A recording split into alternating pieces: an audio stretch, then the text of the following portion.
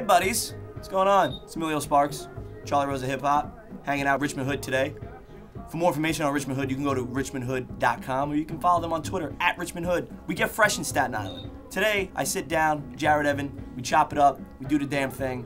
Go forth, check it out. There is a really big fucking dog behind us, and I am petrified of dogs. So you'll probably see that in the second clip of me running around petrified of a dog because I'm a fucking pansy when it comes to dogs. So yeah, you go do that. I'm going to avoid him, and we'll meet back a little bit later. But what's going on, scumbags? This is 30 Minutes with Emilio Sparks. I am Emilio Sparks. By now, you know the concept. One artist, music from the artist, interesting conversation from the artist. And I got one of my closest friends, and I just don't say that, you know, about anybody. No, you don't. You know, me and this dude are really close. We BBM, we bum. I think if you're on BBM with each other, that's you know. That's proof that we're fans. Super here. friendship. Super fan. Super fan. And I can hit him up at like 4:30 in the morning in New York time, and he'll answer me in LA time, like right then and there. Vice versa as well. But we got Jared Evan in the fucking studio. What's good? What's good? Son. Superstar kid. How have you been, sir? No, just worker, hard worker. I'm all right, dude. I'm good. The last time we saw you, the digs have changed. The digs and the gigs. The digs,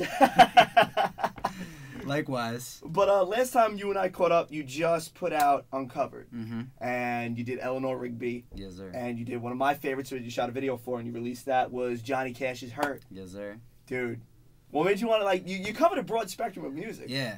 I did, and you know, when I did that, actually a lot of people were like, man, why didn't you cover songs from like now, you know, why didn't you cover like Pitbull or some shit, you know, like something that's popping right now. And the whole point of Uncovered was just like, it wasn't for me to cover songs so it gets millions of views on YouTube. Like I'm not trying to cover like records that are popping right now just for the sake of having it, you know, get it picked up.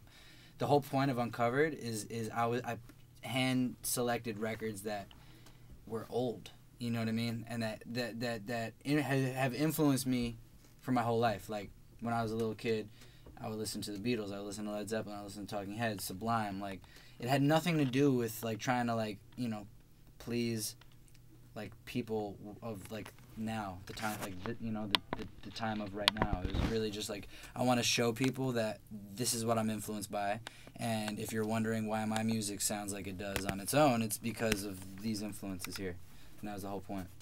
You know, the fact that you're a huge Wu-Tang fan always brings a smile to my face. Hell yeah. So you got to get a fist bump of awesome. I'm getting a fist bump of awesomeness. There you go. You know, because it's crazy because, you know, you come from Long Island. Yeah. So Long Island has this Still rich an island. It's still an island, but it's not the grimy island. No, it's you know not, what I mean? It's not like, the show. It's not the show. Nothing beats Staten Island, and it's my hometown of ignorance, and I love it. Big shout outs to Staten Island. But, you know, it's just crazy. Yeah. And to me, it was like your Wu-Tang fandom. I'm obsessed, dude. It's I'm crazy with it. Because like, Long Island has a groupie. great hip-hop sound. Definitely. I mean, you know, Eric B, Rakim, Busta Rhymes. Method Man is actually originally from Hempstead. Yeah. They moved to... But we got him. Of course. We got him in the trade. Right. You got him when he was, you know, when he came out there.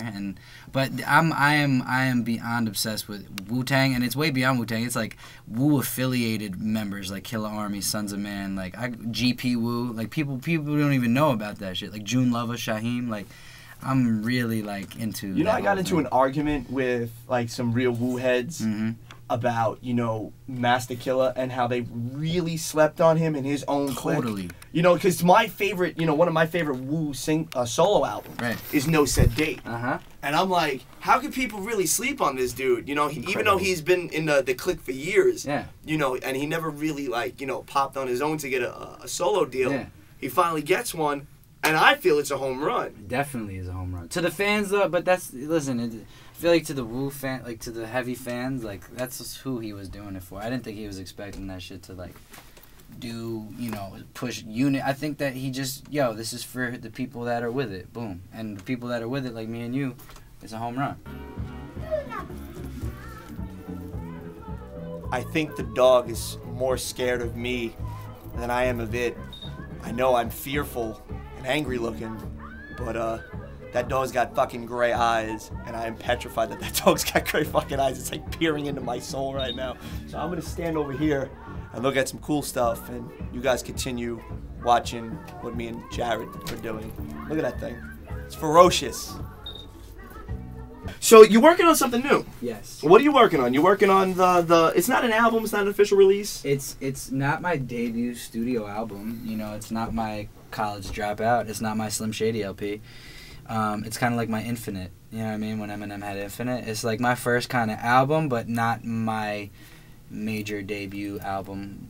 It's just something that it's an EP. It's an early project. It's not my album. It's not my LP. It's my EP. It's called The Fourth Chapter. And it's like my baby, you know.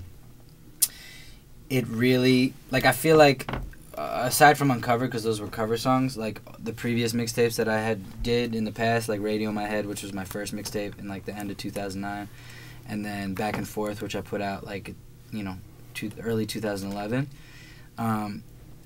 those kind of went all over the place. Fourth Chapter is a concept project, or album, if you will. It's conceptual. It tells a story. Every song is connected. The sound is, it's like kind of how when Drake, who I love Drake, by the way, when he did So Far Gone, it's like, this isn't just a bunch of songs compiled together. It's like, it was a story. It had a sound. It had the him and 40 and Boy Wonder sound. Like, that's what I'm doing with Fourth Chapter. Like, it tells my story. Well, you do good work, buddy. Thank you, sir. You know, to the point where Interscope wanted to sign you, and they did. How did that even come about? Puff Daddy was the first person to offer me a record deal. He saw, cause it's funny, it's so crazy the way, this is why I believe in fate, you know what I mean? I met Rick from interning at the Fader. That, you know, developed us to have a relationship. Then we shot these videos. Then, out of nowhere, Diddy reached out to Rick just because, like, he saw what Rick was doing. He was like, Rick, I love what you're doing. Like, I'd love to do some work with you for my artist on Bad Boy, right? So, when Rick met with Diddy, he brought these videos that we had just done. So, like, Diddy hit him up at the same time we were doing these videos. So, I'd say they met a few times. I'd say, like, the third or fourth time they met, you know, Rick came to the studio that Diddy was in, and when Rick had a moment, when he had that opportunity, he was just like, fuck it. He said, Diddy, check this out. He played him the Frozen video. Diddy did a backflip. He flipped out. He said, who is this kid? Is he signed? I want to sign him right now. He wanted to baptize you in Ciroc.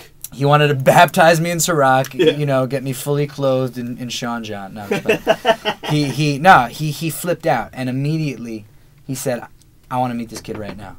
So I got a call from my manager at the time saying, Diddy wants to meet you.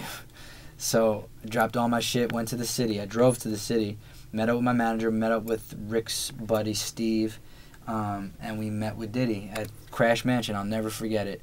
And the first thing when I saw Diddy, what he said to me, he said, God brought me to you. God brought you to me. God sent you to me. And I was like, God sent me right back to you. You know what I mean? And we kicked it, we chilled, then we went over to the London hotel where he was staying, weirdly, because I think he lives in New York, but he was like staying at the London. And that's where we really got to get quiet, no music, sit and talk for like 2 hours, and I explained to him my story. And he was like, I want to sign you right now. So when he did that, that created a bigger buzz. Oh my, people started to hear it. But Diddy says, new kid, Jared, who is it? Boom, boom. And eventually the same two videos that Diddy saw got sent to Interscope during the same time. They saw it. They flipped out. They flew me out there. I met with Jimmy. I met with DJ More Millie. I met with Polo. Polo was the one that was like in Jimmy's ear saying, you got to do this, you got to do this. And I left there with a record deal. So it was just a better fit for you? Yeah, I mean, the offer they gave me, honestly, to not to air anyone out or to, you know, the situation they gave me was better. And it did fit a little bit better because, you know, Diddy is amazing, don't get me wrong, and Diddy has a lot to do with why I was able to get there, you know what I mean? But I just felt it made more sense, and the situation they gave me just felt better, and that's what we did, you know? This is what you find at Richmond Hood. Coco Beware, from the LJN series that the WWF put out in the late 80s. I had the Ricky the Dragon Steamboat and Andre the Giant, and I thought I was the fucking talk of the sandbox when I had that. I wouldn't trade those for anything, but this is what you find at Richmond Hood.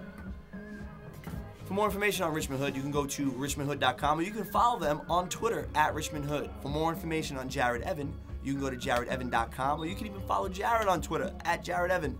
As for me and what I do, go to the website, emiliosparks.com, newswagcity.com. Like me on Facebook. Follow me on Twitter. You know how to do it. Now go forth and get fresh. Go forth. Go. Get fresh.